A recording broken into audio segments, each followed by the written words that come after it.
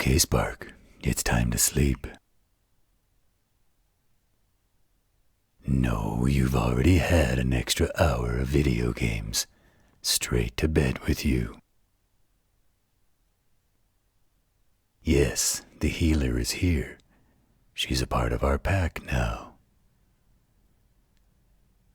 No, baby, she's not taking your place. Nope, that's not changing. Of course, you still get to ride on my back. But no more sparkly unicorns. We've talked about that, remember? Okay, good. Now, which story do you want to hear tonight? Spark and the Beanstalk. Okay, well, you settle down, head on the pillow, eyes closed. Once upon a time, in a land far, far away, lived a demon keeper and her favorite demon, Spark. No, baby, the healer isn't a demon keeper. Head on the pillow, eyes closed. Thank you. Every day, you would help the demon keeper with the chores, tending the fires, brewing potions, and generally wreaking havoc. But despite all your hard work, you and the demon keeper were very poor, with barely enough money to keep yourselves fed. No, baby, it's just a story.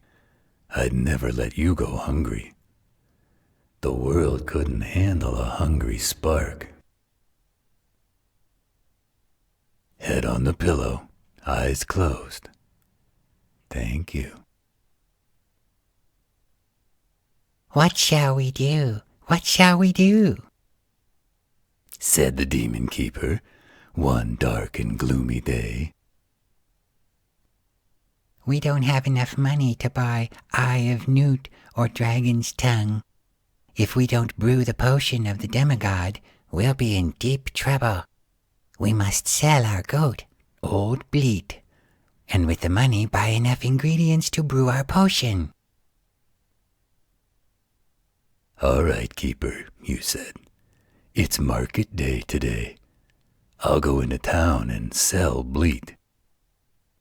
So, you took the goat's leash in hand, walked through the garden gate, and headed off toward town. You hadn't gone far when you met a funny-looking old man who said, "Good morning, Spark. Where are you off to this fine morning?" asked the man. "I'm going to market to sell our goat, Bleat." "Oh, what a helpful demon you are," exclaimed the man. "I have a special deal for a good demon like you." The little old man looked around to make sure no one was watching, and then opened his hand to show you what he held. "Beans?" you asked, looking a little confused. No, Spark, you don't like beans. They give you gas. Head on the pillow and eyes closed. There you go.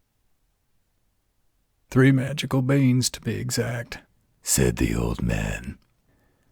1, 2, 3. So magical are they that if you plant them overnight, by morning they will grow right up to the sky, promised the funny little man. And because you're such a good demon, they're all yours in trade for that old goat of yours. Really, you asked? You're quite sure they're magical? I am indeed, and if it doesn't turn out to be true, you can have your goat back.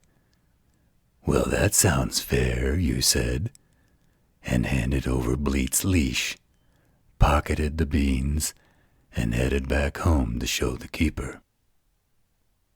Back already, Spark? Asked the keeper. I see you haven't got Old Bleat. How much did you get for her? You smiled and reached into your pocket. Just look at these beans, Keeper. They're magical. Plant them overnight and... What? cried the Keeper. Oh, silly demon. How could you give away our goat for 3 measly beans? And with that, she did the worst thing you'd ever seen her do. She burst into tears. You ran upstairs to your little room in the attic and threw the beans out the window. Still upset, you fell into a fitful sleep. When you woke up the next morning, your room looked strange. The sun was shining into part of it, like it normally did, and yet all the rest was quite dark and shady. You jumped up and went to the window. And what did you see? Exactly. Those beans were magical, and the stalk went up and up and up until it reached the sky. Using the leaves and the twisty vines like the rungs of a ladder, you climbed and climbed until at last you reached the sky. No, Spark, not that high, not into Olympus. It stopped at a village along the way to Olympus. Head on your pillow, eyes closed. You wandered along a twisty path through the clouds to a tall, square castle off in the distance.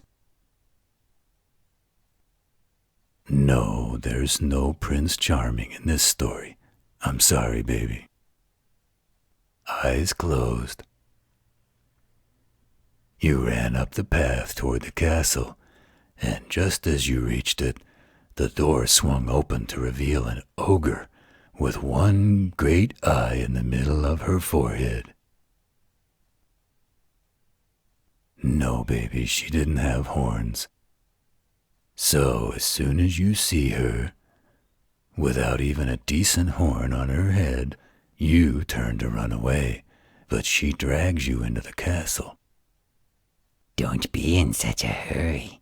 I'm sure a growing demon like you would like a nice big breakfast, she said. Since she offered you food and you were hungry, you stayed. No, baby, you're not always hungry. You just enjoy eating. There's a difference. Well, you think maybe the ogre wasn't such a bad person after all, even if she didn't have horns. She takes you into the kitchen and gives you your favorite breakfast. Exactly that. But you had only taken a few bites when, thump, thump, thump, the whole castle began to tremble with the noise of someone coming. Goodness gracious me! It's my husband, said the ogre, wringing her hands. What on earth shall I do? There's nothing he likes better than demons broiled on toast, and I haven't any bread left. Oh dear, I never should have let you stay for breakfast. Here, come quick and jump in here. She hurried you into a large copper pot sitting beside the stove, just as her husband, the giant, came in. He ducked inside the kitchen and said, I'm ready for my breakfast. I'm so hungry I could eat 3 cows. Ah, what is this smell? Fee-fi-fo-fum. I smell the blood of a young demon. Be alive or be dead, I'll grind their bones to make my bread. Nonsense, dear, said the ogre. We haven't had a demon for breakfast in years. Now, you go wash up, and by the time you come back, your breakfast will be ready. So off the giant went to tidy up. You were about to make a run for it when the ogre stopped you. Wait until he's asleep, she said. He always has a little snooze after breakfast. You peeked out of the copper pot just as the giant returned to the kitchen, carrying a basket filled with golden eggs and a sickly-looking white hen. The giant poked the hen and growled, "Lay." And the hen laid an egg made of gold, which the giant added to the basket. After his breakfast, the giant went to the closet and pulled out a golden harp with the face of a sad young girl. The giant poked the harp and growled, "Play." And the harp began to play a gentle tune while her lovely face sang a lullaby. Then the giant began to nod his head and snore until the whole house shook. "What are you talking about? I don't snore." "Keep it up, Spark, and I'll tickle you till you turn pink. Now, head on the pillow, eyes closed." When you were quite sure the giant was asleep, you crept out of the copper pot and began to tiptoe out of the kitchen. Just as you were about to leave, you heard the sound of the harp girl weeping. You bit your lip, sighed, and returned to the kitchen. You grabbed the sickly hen and the singing harp and began to tiptoe back out. But this time, the hen gave a cackle which woke the giant, and just as you got out of the house, you heard him calling, "Wife, what have you done with my white hen and golden harp?" You run as fast as you can, but the giant realizes he's been tricked, so he comes rushing after you. By the time you get to the beanstalk, the giant was only a few feet behind you. You duck under the leaves of the beanstalk and start climbing down as fast as you can. No, Spark, I wouldn't let him hurt you. Never that. You slipped and slid as you climbed down the stalk, carrying the hen and the harp, but you kept good care of them. As you neared the bottom, you called out, "Keeper, please hurry and bring me my axe. Bring me my axe." And the keeper came rushing out with the axe you used to keep the wood piles stocked so the fires can keep burning. You jump down, hand the keeper the hen and the harp, and begin to chop away at the beanstalk. Luckily, since you've practiced with knives and axes, it doesn't take you long for the beanstalk to begin to teeter. The giant felt the beanstalk shake and quiver, so he stopped to see what was the matter.